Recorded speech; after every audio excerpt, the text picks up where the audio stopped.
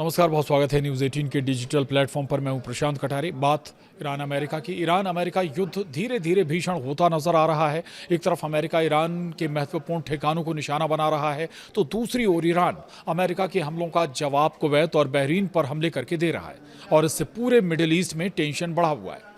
तो अमेरिका के हमले के बाद तेहरान की ओर से की गई जवाबी कार्रवाई में आज शुक्रवार तड़के बहरीन और कुवैत पर हमले किए गए। इन दोनों देशों में अमेरिकी सेनाएं मौजूद हैं और हाल के दिनों में उन पर कई बार हमले भी हो चुके हैं।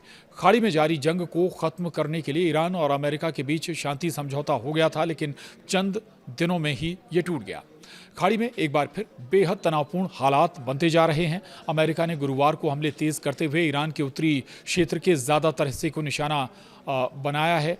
और आपको बता दें, लगातार अमेरिका ईरान पर हमला कर रहा है, साथ ही पुलों पर भी हमला बोला है अमेरिका ने। अब ईरान की ओर से पलटवार भी किया जा रहा है और उसने पश्चिम एशिया में अमेरिका के कई सहयोगी देशों को निशाना बनाते हुए ताबड़तोड़ हवाई हमले किए। तेहरान की ओर से की गई जवाबी कार्रवाई में आज शुक्रवार तड़के बहरीन, कतर और कुवैत पर हमले किए गए। इन दोनों देशों में अमेरिकी सेनाएं मौजूद हैं और हाल के दिनों में उन पर कई बार हमले हो चुके हैं। वहीं खाड़ी में जारी जंग को खत्म करने को लेकर ईरान और अमेरिका में शांति समझौता हो गया था, लेकिन हॉर्मुज स्ट्रेट में दोनों ओर से जारी गतिविधियों की वजह से जंग फिर से शुरू हो गई।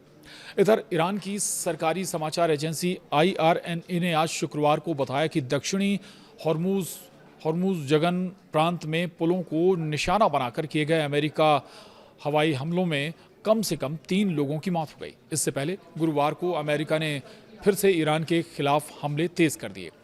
वहीं अमेरिका ने उत्तर में और दूर के ठिकानों पर हवाई हमले किए और एक ऐसे जहाज़ पर भी हमला किया जिस पर वाशिंगटन की ओर से ईरान पर अपनी नौसैनिक नाकेबंदी तोड़ने की कोशिश करने का आरोप लगाया था। जवाब में ईरान ने खाड़ी क्षेत्र में अमेरिका के सहयोगी देशों के ऊपर मिसाइलें और ड्रोन भी दागे। वहीं मिडिल ईस्ट में अमेरिका के हमलों का ये दूसरा दौर है जो शुरू हो चुका है। तो हिंसा के इस ताज़ा दौर में पहली बार अमेरिकी हमले का दायरा ईरान की राजधानी तेहरान के आसपास के इलाकों तक भी पहुंचा, जिससे पता चलता है कि अमेरिकी हमले अब और अधिक ठिकानों पर किए जा रहे हैं। अमेरिका ने गुरुवार देर रात हमलों का दूसरा दौर शुरू किया और कहा कि इसका मकसद ईरान की सैन्य क्षमताओं को और कमज़ोर करना है। इससे पहले जब अमेरिका और इजराइल ने मिलकर 28 फरवरी को ईरान के खिलाफ अचानक युद्ध शुरू किया, तो तेहरान ने जवाब में जहाज़ों की आवाजाही के लिए हॉर्मुज स्ट्रेट को पूरी तरह से बंद कर दिया। लेकिन इस वजह से तेल की कीमतें तेज़ी से बढ़ीं और गैस को लेकर वैश्विक स्तर पर संकट बढ़ गया। इधर ईरान ने भी नई चेतावनी अब दे दी है कि अगर अमेरिकी हमलों का दायरा बढ़ा तो ईरान भी हमले और तेज़ करेगा। ईरानी सेना के खातम अल अंबिया सेंट्रल हेडक्वार्टर के प्रवक्ता कर्नल इब्राहिम ज़ुल्फ़िकारी ने धमकी दी है कि अगर अमेरिकी राष्ट्रपति डोनाल्ड ट्रंप की बार बार दी गई चेतावनियों पर अमल करते हैं, जिसमें कहा गया है कि अमेरिका ईरानी पुलों और बिजली संयंत्रों पर हमला कर सकता है, तो ईरान क्षेत्र के सभी बुनियादी ढांचों पर बड़े पैमाने पर हमला कर सकता है। उन्होंने ये भी कहा कि हम किसी भी हालत में और किसी भी तरह से अमेरिका को, जो एक विदेशी और क्षेत्र से बाहर का देश है, हॉर्मुज में दखल नहीं देने देंगे।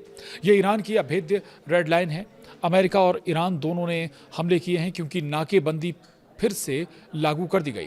वहीं ईरान के सरकारी मीडिया ने कल कहा था कि गुरुवार को अमेरिका ने तेहरान और सेमनन प्रांत के आसपास हमले किए। सेमनन प्रांत में ही ईरान की बैलिस्टिक मिसाइल बनाने की जगह और स्पेस प्रोग्राम का केंद्र है। वहीं सरकारी मीडिया ने यह भी बताया कि हमदान, हॉर्मुज़गन, खुजेसिस्तान, लोरिस्तान, मरकाजी और सिस्तान बलूचिस्तान प्रांतों के साथ साथ हॉर्मुज स्ट्रेट के पास ईरान के केशम द्वीप पर भी हमले हुए हैं। वहीं ईरान की सरकारी मीडिया के अनुसार बंदर अब्बास बंदरगाह शहर के अल्लाह अकबर हिल रिहायशी इलाके में अमेरिकी हमले में 7 लोग घायल हो गए। बंदर अब्बास रेलवे जंक्शन स्टेशन पर अमेरिकी हमले में 2 और लोग घायल हुए हैं। बंदर अब्बास के ठीक पश्चिम में स्थानीय लोगों ने बताया कि अमेरिकी हमले में 2 पुलों पर भी निशाना साधा गया, जिसमें 3 लोगों की मौत हो गई और 9 अन्य लोग घायल हो गए। वहीं पिछले महीने दोनों देशों के बीच जंग रोकने को लेकर अंतरिम युद्ध विराम समझौता किया गया, लेकिन कुछ ही दिनों में ही ये टूट भी गया और हॉर्मुज स्ट्रेट पर नियंत्रण के लिए अमेरिका और ईरान के बीच कई दिनों से एक दूसरे पर हमले हो रहे हैं। ईरानी अधिकारियों का कहना है कि अमेरिका के ताज़ा हमलों में 35 से अधिक लोग मारे गए और 300 से अधिक लोग घायल हुए हैं। खाड़ी में तनाव से फिर तनाव गहराता जा रहा है क्योंकि अमेरिका ने बुधवार को ईरानी बंदरगाहों पर फिर से नौसैनिक घेराबंदी लागू कर दी है। तो मिडिल ईस्ट में जंग अभी भी जारी और ये हालात और बिगाड़ती हुई नज़र आ रही है। इसका स्वाभाविक है कि असर वैश्विक अर्थव्यवस्था पर पड़ता हुआ भी नज़र आ रहा है। दुनिया भर में तेल की किल्लत कई देशों में हो रही है, इसका असर भारत पर भी पड़ रहा है। हालांकि देखना होगा कि क्या कोई बीच का रास्ता फिर से होता है, क्या कोई वार्ता फिर से शुरू हो पाती है, लेकिन अभी तक हालात ऐसे बनते हुए नज़र नहीं आ रहे हैं। दोनों तरफ से टकराव के हालात गंभीर हैं। अमेरिका और हमले करने की चेतावनी दे रहा है तो जवाबी कार्रवाई की चेतावनी ईरान की तरफ से भी आ रही है। बहरहाल मिडिल ईस्ट से जुड़ी तमाम दूसरी अपडेट्स के लिए आप जुड़े रहिए न्यूज़ 18 के डिजिटल प्लेटफॉर्म के साथ। नमस्कार।